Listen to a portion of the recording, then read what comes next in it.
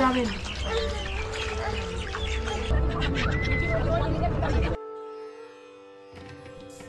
কথায় বলে সব তীর্থ বারবার, গঙ্গাসাগর একবার। মা গঙ্গা হিমালয়ের গঙ্গোত্রী থেকে উৎপন্ন হয়ে সুদীর্ঘ পথ অতিক্রম করে পশ্চিমবঙ্গের এই স্থানে এসে বঙ্গোপসাগরে পতিত হয়। ভারতের সমস্ত নদীগুলোর মধ্যে সব থেকে পবিত্র নদী গঙ্গা। গঙ্গা এই স্থানে এসেই সাগরের সাথে মিলিত হয় বলে এই স্থানকে গঙ্গাসাগর নামেও পরিচিত। গঙ্গাসাগর হিন্দুদের একটি পবিত্র তীর্থস্থান।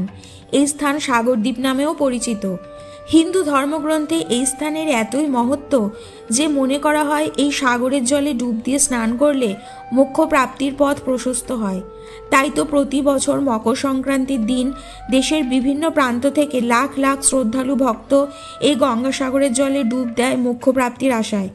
আর সেই উপলক্ষেই এই স্থানে এক বিশাল মেলার আয়োজন করা হয়। ভারতের বিভিন্ন মেলাগুলোর মধ্যে মকর সংক্রান্তিতে আয়োজিত এই গঙ্গাসাগরের মেলা বহুকাল ধরে একটি বিশ্ববিখ্যাত মেলা হিসাবেই পরিচিত। হিন্দু ধর্মগ্রন্থ অনুযায়ী এখানেই রাজা সাগরের 60,000 পুত্রের মোক্ষলাভ হয়। এখানেই রয়েছে বিষ্ণুর অবতার কপিল মুনির আশ্রম। এখানেই কপিল মুনি বহু বছর ধরে ধ্যানরত অবস্থায় সাধনায় মগ্ন ছিলেন। তাই তো বলে গঙ্গাসাগর তীর্থযাত্রা সহস্র সহস্র তীর্থযাত্রার সমান। বহু আগে এমন এক সময় ছিল এই গঙ্গাসাগর যাওয়া এতটাই দুষ্কর ছিল যে সবাই এখানে গিয়ে পৌঁছতে পারত। তাই তো বলা হয় সব তীর্থ বারবার, গঙ্গাসাগর একবার। কিন্তু আধুনিক যুগে উন্নত যোগাযোগ ব্যবস্থার দরুন আমরা একদিনেই গঙ্গাসাগর গিয়ে ফিরে আসতে পারি। পশ্চিমবঙ্গের দক্ষিণ 24 পরগনার কাকদ্বীপের নিকটে রয়েছে এই গঙ্গাসাগর, যেখানে গঙ্গার সাথে সাগরের মিলন ঘটেছে। বন্ধুরা, এই গঙ্গাসাগর কিভাবে যাবেন এবং পুরো গঙ্গাসাগরের এলাকাটি এই ভিডিওতে আপনাদের সাথে ভাগ করে নেব। এই স্থানে কিভাবে মা গঙ্গা এসে সাগরে মিলিত হলো, কে এবং কেন মা গঙ্গাকে এখানে নিয়ে এলো, যার ফলে এই স্থান এতটাই পবিত্র হয়ে উঠল। হিন্দু ধর্মগ্রন্থের সেই তাৎপর্যপূর্ণ প্রচলিত ঐতিহাসিক কাহিনী আজকে এই ভিডিওতে আমি বর্ণনা করব। তাই ভিডিওটি শেষ পর্যন্ত দেখার অনুরোধ রইল।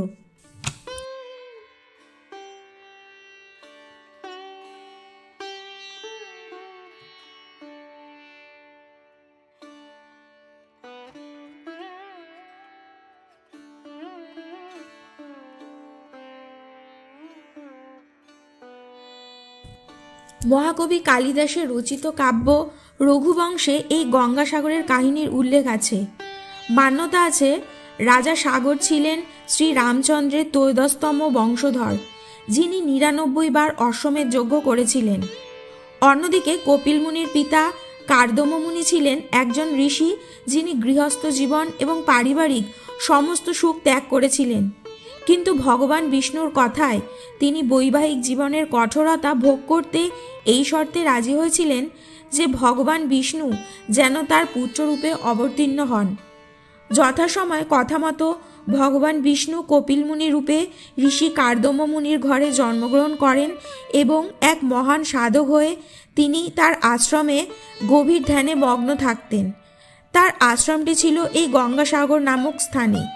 একদিন রাজা সাগর তার 100তম অশ্বমেধ যজ্ঞের আয়োজন করে। এই যজ্ঞের নিয়ম অনুসারে ঘোড়াটিকে স্বতন্ত্র ছেড়ে দেওয়া হয়। এই ঘোড়াটি ঠিক যেই যেই জায়গার উপর দিয়ে যাবে সেই রাজ্য রাজা সাগরের অধীন হবে এবং যজ্ঞের ঘোড়াটিকে রক্ষার জন্য রাজা সাগর তার 60,000 পুত্রদের সঙ্গে পাঠান। কিন্তু স্বর্গের রাজা ইন্দ্র এই ঘোড়াটিকে চুরি করে এই কপিল মুনির আশ্রমেই লুকিয়ে রাখেন।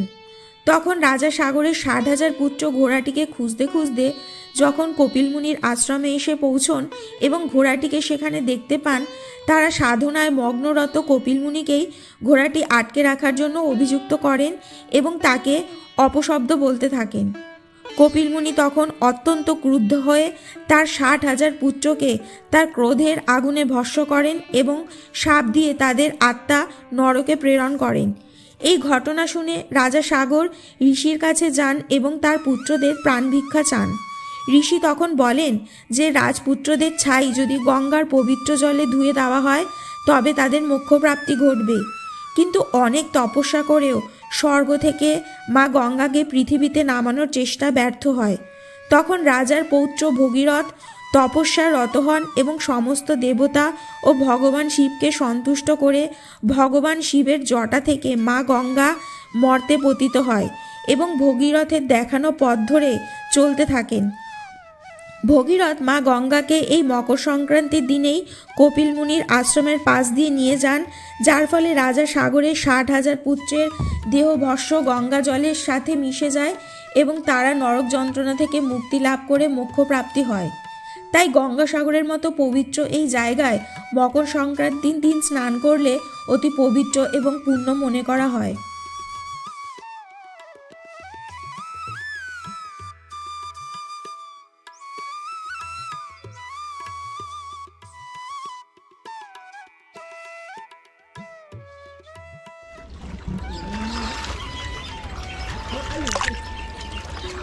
নিচে নাম না, নিচে নাম না, নিচে নাম, নিচে নাম, জলে ডুবাবো না, চেষ্টা করে মাছ ডুবাবো না, বসে বল, বসে বল, বসে বল, বসে বল, ভয় নেই, ভয় নেই।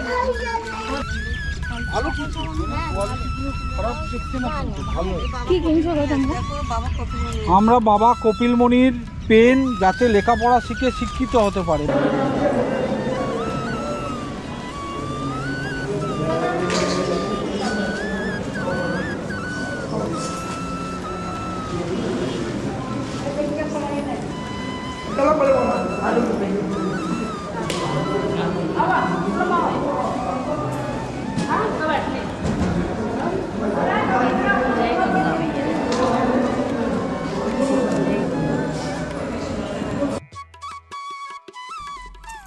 বন্ধুরা, এই ছিল গঙ্গাসাগরের ধার্মিক ব্যাখ্যা।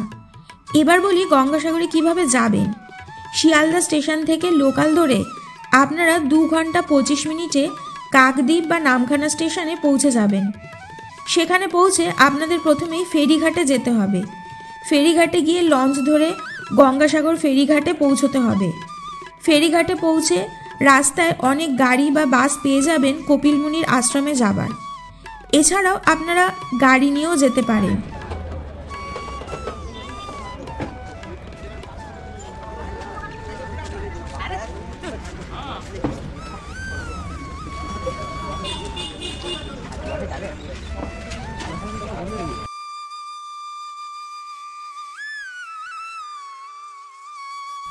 আমরা খুব ভোর উঠে 4টে নাগাদ বেরিয়ে পড়েছিলাম গঙ্গাসাগরের উদ্দেশ্যে। সূর্যের আলো তখনও ফোটেনি, চারিদিকে কুয়াশাচ্ছন্ন। যত এগোচ্ছি সাগরের দিকে ততই যেন কুয়াশা চেপে ধরছিল আমাদের গাড়িটিকে।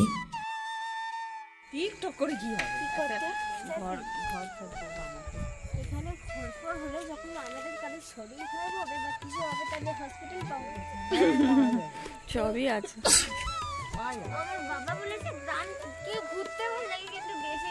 যেতে যেতে রাস্তার ধারে এই ধাবাতে দাঁড়িয়ে আমরা একটু চা পানও সেরে নিলাম।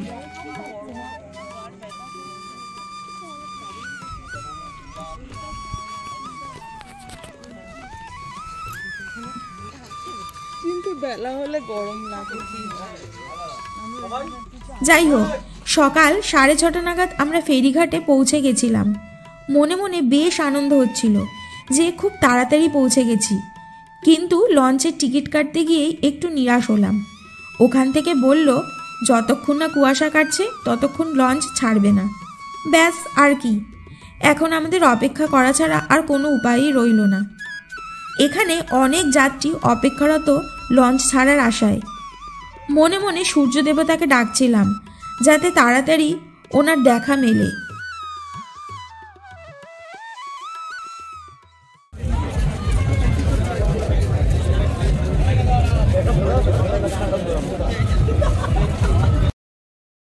অবশেষে লঞ্চ ছাড়লো 10টা নাগাদ। প্রায় 45 মিনিটের মতো আমরা লঞ্চে ছিলাম। তবে এই সময়টা না লঞ্চে যেতে যেতে কেমন অন্যরকম একটা অনুভূতি কাজ করছিল।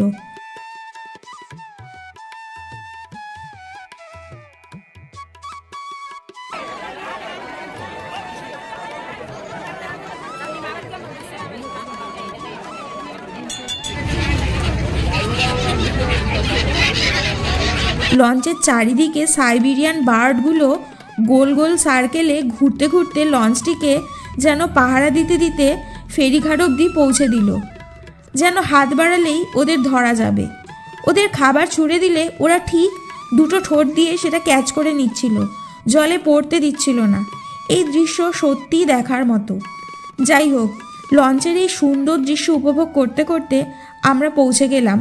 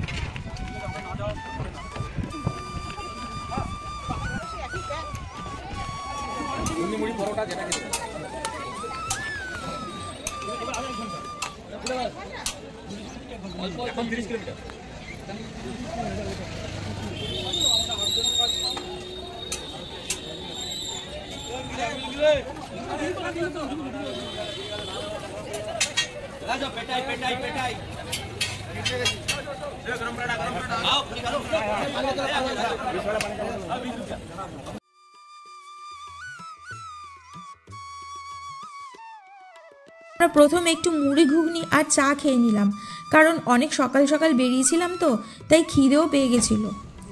এরপর ওখান থেকে দরদাম করে একটি গাড়ি বুক করে আমরা চললাম মোহনার দিকে। মোহনায় পৌঁছতে আমাদের প্রায় ঘন্টাখানেক সময় লেগেছিল। আমরা যেদিন গেছিলাম, যেহেতু সেদিন সরস্বতী পুজো ছিল, তাই রাস্তার দুদিকে অনেক সরস্বতী পুজো এবং স্থানীয় স্কুলের ছেলে মেয়েদের ভিড় দেখতে পেলাম। গঙ্গাসাগর পৌঁছে আমরা প্রথমেই স্নান করে গঙ্গা পুজো সেরে কপিলমুনির আশ্রম দর্শন করলাম। কপিলমুনির আশ্রমের বাইরে পুজোর ডালাও কিনতে পাওয়া যায়। এটা আছে 30 টাকা, এটা আছে 50 টাকা, এটা আছে 10 পিস লাড্ডু, মঙ্গলের ঘর দিয়ে এগুলো আছে 101 টাকা, পুরো পরিবারের নামে একটা পুজো। ভাই তোমার ইচ্ছে যেটা নেই দাও, এটা দাও। হ্যাঁ, ফটো ফটো দিয়ে দেবে তো? সব আছে, সব তোমার। ঠিক আছে। না না না, ওখান থেকে একটা নিতে হবে। দাম দিতে একবার চিন্তা দাম করে নেব। না না না না দিদি, হ্যাঁ হ্যাঁ, আমারটা না না, প্রত্যেকের টাকাটা আলাদা, পুজোর টাকা আলাদা দিদি। না না, আমি একটা দিচ্ছি, আমি দিচ্ছি। না না না না, আমি কিন্তু 100 টাকা দিচ্ছি।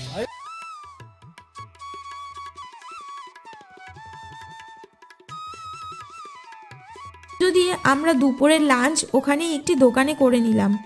তবে খাবারের অভিজ্ঞতা খুব একটা ভালো ছিল না, কিন্তু কি আর করা যাবে, যেখানে যেমন সেখানে তেমন। দুপুরের লাঞ্চ সেরে আমরা একটি টোটো ভাড়া করে একটি বিশেষ জায়গার উদ্দেশ্যে রওনা দিয়েছিলাম, গঙ্গাসাগরে শুটকি মাছের পাড়ায়, যেখানে বিঘে বিঘে জমিতে শুধু শুটকি মাছ শুকোতে দেওয়া আছে। জীবনে প্রথমবার এই রকম একটা জায়গা দেখলাম, এটাও অন্যরকম একটি অভিজ্ঞতা। শুটকি মাছের পাড়ায় গিয়ে আমরা কি করলাম, কি দেখলাম, সব থাকছে পরের ভিডিওতে। বন্ধুরা, আমার আজকের এই ভিডিওটি কেমন লাগলো আমাকে অবশ্যই কমেন্ট বক্সে জানাবেন। আর ভিডিওটি যদি ভালো লাগে একটি লাইক এবং সাবস্ক্রাইব করে অবশ্যই আমার পাশে থাকবেন। পরবর্তী ভিডিওটা অবশ্যই দেখবেন, কিন্তু এরকম ভিডিও এর আগে আপনারা কখনোই দেখেননি। ততক্ষণ সকলে ভালো থাকবেন, সুস্থ থাকবেন।